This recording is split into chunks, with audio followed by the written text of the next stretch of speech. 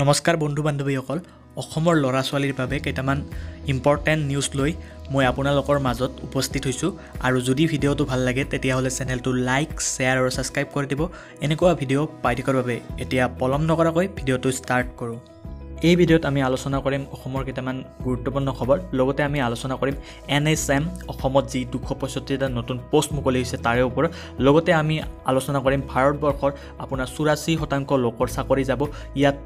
কোন লোকৰ চাকৰি যাব পাৰে তাৰে বিষয়ে লগতে আমি আলোচনা কৰিম শিক্ষাৰ্থীৰ যাতে শিক্ষাবৰ্ষ হেৰুৱাব নালাগে তাৰ বাবে নতুন ব্যৱস্থা গ্ৰহণ কৰিছে শিক্ষা বিভাগে সো ভিডিঅ'টো হেকলৈকে চাব ভিডিঅ'টো বহুত আপোনালোকৰ বাবে দৰকাৰী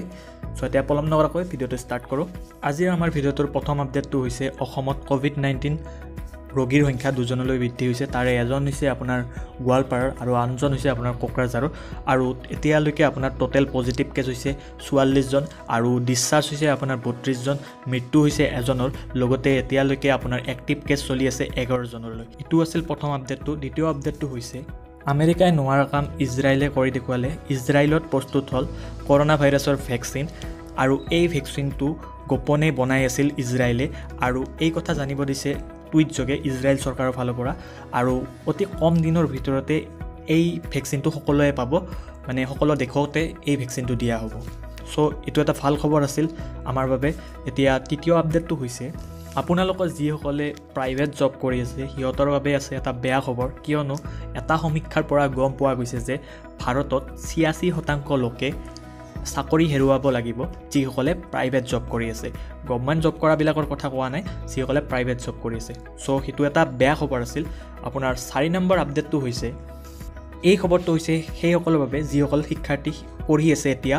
হিয়তৰ বাবে এটা ভাল খবৰ আছে কিয়নো শিক্ষাৰ্থীয়ে যাতে শিক্ষাবৰ্ষ হেৰুৱাব লগা নহয় তাৰ ব্যৱস্থা ল'ব শিক্ষা বিভাগে এই কথা জনাইছে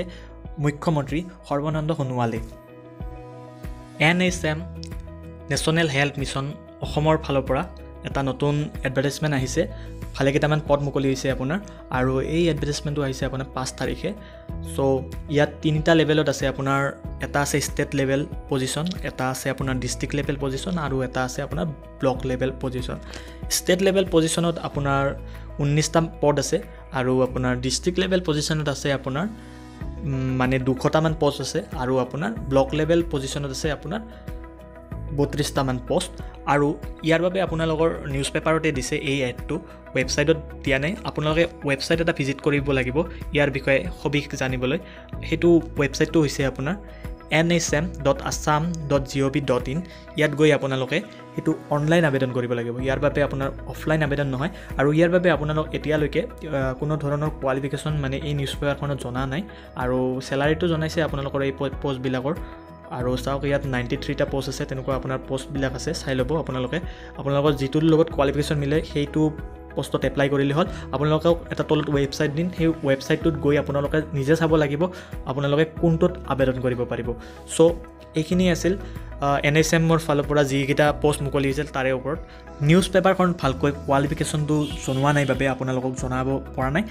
আপোনালোকক তলত এটা লিংক দিম তাত লিংকত ক্লিক কৰিব লিংকত ক্লিক কৰিলে আপোনালোকে তাত গম পাব কি কোড কি কোৱালিফিকেশন লাগে আৰু যেটোত আপোনালোকে যোগ্যতা আছে হেতুত আপোনালোকে এপ্লাই কৰক আৰু ভালেকেইটা পোষ্ট আছে আপোনালোকে সকলোৱে এপ্লাই কৰে যাতে আৰু ভিডিঅ'টো ভাল লাগিলে চেনেলটো লাইক শ্বেয়াৰ আৰু সাবস্ক্ৰাইব কৰি দিব চেনেলটো সাবস্ক্ৰাইব কৰি আপোনালোকে আমাৰ ইউটিউব ফেমিলিৰ এজন মেম্বাৰ হ'ব পাৰিব ধন্যবাদ